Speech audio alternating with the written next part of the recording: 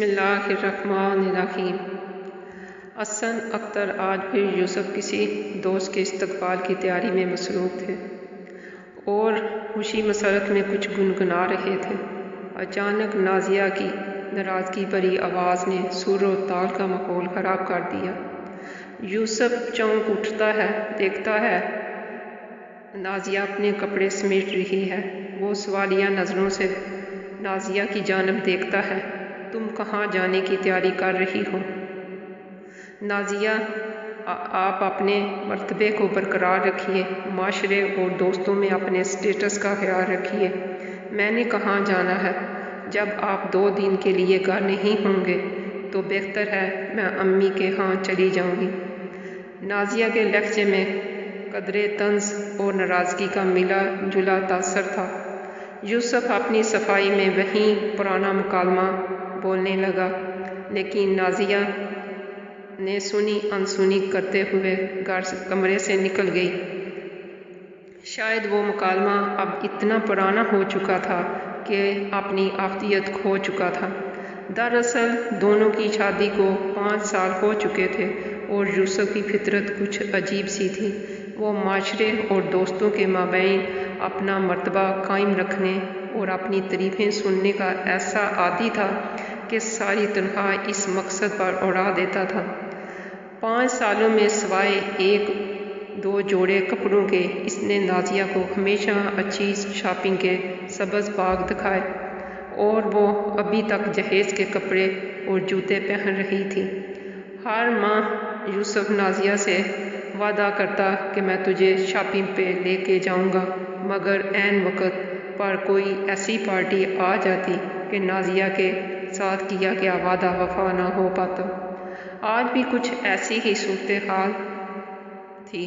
ان کا پڑوسی جوڑا فیصل اور اس کی بیوی شگفتہ ان سے کم آمدن کے باوجود خوشحال زندگی گزار رہے تھے۔ یوسف ہمیشہ سوچتا تھا فیصل اور شگفتہ بھابی پتہ نہیں کیسے اپنا بجٹ پورا کرتے ہیں، آمدن میں وہ ہم سے کم ہیں۔ فیصل کے دوست حیدرآباد سے اسلام آباد اپنے کسی کام کے سلسلے میں آئے تو انہوں نے سوچا کیوں کہ فیاضی و سخاوت کے لیے مشہور یوسف کے پاس سے ہوتے چلیں۔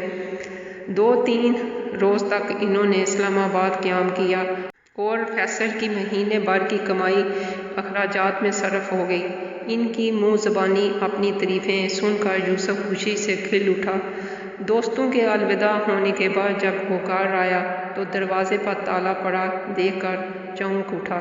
اس کی پڑوسن شگفتہ نے اسے چابیوں کا گچھا تھماتے ہوئے بتایا، نازیہ اپنے امی ابو کے گھر چلی گئی ہے اور یہ چابیاں آپ کے لیے امانت چھوڑ گئی ہے۔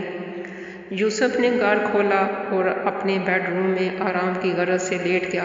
یوسف کو دل ہی دل میں نازیہ کی فرمائشیں پوری نہ کر سکنے کا افسوس ہونے لگا۔ وہ ذہن میں مختلف ترکیبیں لڑانے لگا۔ اچانک اسے اپنے دوستوں کا خیال آیا جن کے باعث اسے یہ دن دیکھنا پڑا، اور ان کی آزمائش کا بھی۔ آج سے زیادہ قیمتی موقع شاید کوئی نہ تھا۔ سب سے پہلے اپنے ہی شہر میں مقیم دوست راشد کا نمبر ملایا۔ جب اس نے ساری صورتحال راشد پر واضح کی تو اس نے نہایت صفائی سے ٹال دیا۔ یوسف جگر، تمہیں تو پتہ ہی ہے تمہاری بھابی کو دل کی تکلیف ہے، مجھے گھر کا سارا کام خود ہی کرنا پڑتا ہے، کبھی بھی اپنے یار سے معذرت نہ کرتا اگر مجبور نہ ہوتا۔ اس کے بعد یوسف نے سوچا کیوں نہ کچھ دنوں کے لیے بوریت اور ذہنی تناؤ دور کرنے کے لیے حیدرآباد والے دوستوں کے ہاں چلا جاؤں۔ خیال ذہن میں آتے ہی اس نے جھٹ سے حیدرآباد میں مقیم دوست فہیم کا نمبر ملایا۔ رسمی سلام دعا کے بعد جب یوسف نے اپنا مدعا بیان کیا تو فہیم نے کہا، کل ہی میرے گھر ننھے منھے مہمان کی آمد ہوئی ہے اور تمہاری بھابی ہسپتال میں ہے۔ خوشی کا موقع ہے اور مصروفیت بھی زیادہ ہے، ورنہ تو میں خود بہت مشتاق ہوں تمہاری مہمان نوازی کے لیے۔ اس دفعہ تم وسیم کے ہاں کراچی چلے جاؤ، وہ بھی ہمارا مشترکہ دوست ہے۔ ہاں، اگلی بار ضرور مجھے خدمت کا موقع دینا۔ فہیم کی اس قدر چرب زبانی سے اگلا گھر دکھانے پر یوسف کی گمشدہ عقل کافی حد تک ٹکانے آ گئی۔ پتہ بھی نہ چلا فیصل اور شگفتہ کب سے دروازے پر کھڑے اس کی ساری باتیں سن رہے تھے۔ او سوری، آئیے اندر آئیے، آپ لوگ باہر کیوں کھڑے ہو گئے؟ فیصل بولا، یوسف بھیا تمہیں کہیں بھی جانے کی ضرورت نہیں، 1 مہینے تک 3 وقت کا کھانا تمہیں ہمارے گھر سے ملے گا، مگر ایک وعدہ کرو، یکم کو جب تمہیں تنخواہ ملے ہمارے ساتھ نازیہ بھابی کو منانے جاؤ گے اور ان سے کیے گئے تمام وعدے پورے کرو گے، آئندہ کے لیے ان کے حقوق کا خیال کرو گے اور یوں چرب زباں اور نکمے دوستوں پر پیسہ بہانے کی بجائے گھر پہ توجہ دو گے اور جھوٹی شان و شوکت اور مرتبے کے چکروں سے باہر نکل آؤ گے۔